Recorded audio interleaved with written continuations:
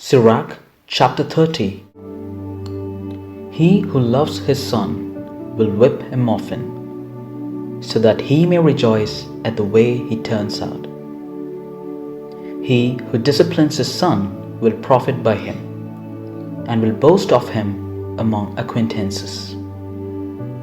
He who teaches his son will make his enemies envious, and will glory in him among his friends. When the father dies, he will not seem to be dead, for he has left behind him one like himself, whom in his life he looked upon with joy, and at death without grief. He has left behind him an avenger against his enemies, and one to repay the kindness of his friends. Whoever spoils his son will bind up by his wounds, and will suffer heartache at every cry. An unbroken horse turns out stubborn, and an unchecked son turns out headstrong. Pamper a child, and he will terrorize you. Play with him, and he will grieve you.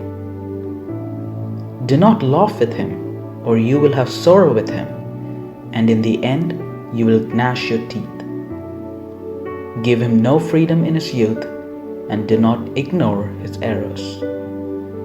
Bow down his neck in his youth, and beat his sides while he is young, or else he will become stubborn and disobey you, and you will have sorrow of soul from him.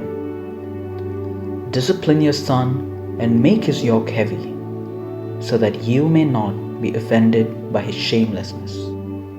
Better off poor, healthy and fit, than rich and afflicted in body.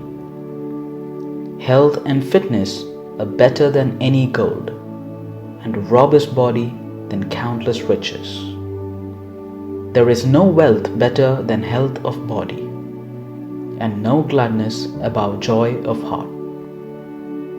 Death is better than a life of misery, and eternal sleep than chronic sickness. Good things poured upon a mouth that is closed are like offerings of food placed upon a grave. Of what use to an idol is a sacrifice? For it can neither eat nor smell. So is the one punished by the Lord. He sees with his eyes and groans as a eunuch groans when embracing a girl. Do not give yourself over to sorrow, and do not distress yourself deliberately. A joyful heart is life itself, and rejoicing lengthens one's lifespan. Indulge yourself and take comfort, and remove sorrow far from you. For sorrow has destroyed many, and no advantage ever comes from it. Jealousy and anger shorten life, and anxiety brings on premature old age. Those who are cheerful and merry at table will benefit from their food.